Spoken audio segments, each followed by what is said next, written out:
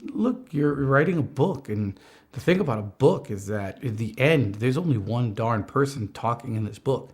It's you. That's it. And what you've got to do is you've got to figure out a strategy to get people to believe that what they're encountering is the world. You know, what they're encountering is multiple voices. What they're encountering are communities, collective. They're sort of encountering the kind of raucousness of what we call life.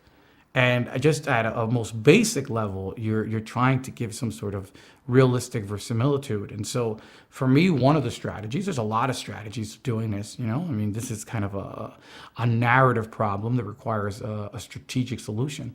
For me, one of them was introducing these multiple voices that while they may have had the same roots, they seem different enough so that it gives a sense that you're in a room with a community. And you know, it's just an attempt to, again, it's an attempt to give us this ridiculously inert two-dimensional thing of feeling that it's somehow connected or somehow metaphoric for the raucousness, the wildness of our world, our life. Of course, there's a tremendous amount of self-doubt. Are you crazy? You spend half your time wondering if you're going to jump off the bridge. But the real question or the real point is that if you are not lost, then you're at a place someone has already found.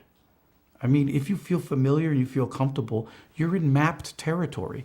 What's the use of being in mapped territory? I mean, if you're going to spend X number of years in a book, you might as well do something new. And that requires you being completely lost. The new requires you to be completely lost, to have no bearings. Because again, if you feel like you know where you're at, someone's already done it. And so that, I think, if anything, I mean, there was a certainly very distressing component of taking 11 years to write a book. Let me not minimalize that.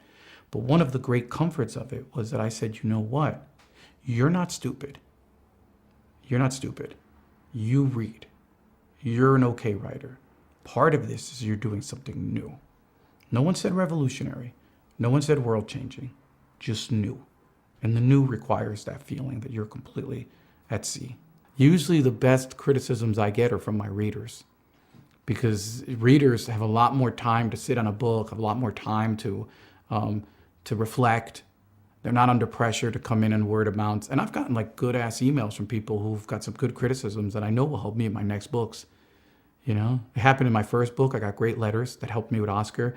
And with this Oscar book, I've gotten great letters that are going to help me for the next one. I don't think that the answer to all our problems is going to be one book. Yeah.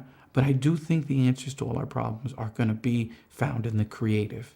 Because the creative, when we create, we're basically sending a little map and sending it forward into the future. 95% of the maps disappear, vanish, get destroyed. Yeah. But some of them are going to make it through. Some of them are going to make it through. And it's remarkable what they might do. It's remarkable who they might affect, who they might help.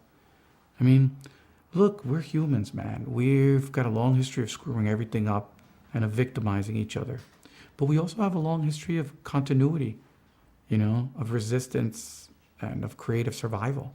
And that's always been helped tremendously by our arts, by our songs, by the cultural stuff that we pass on from the past into the future.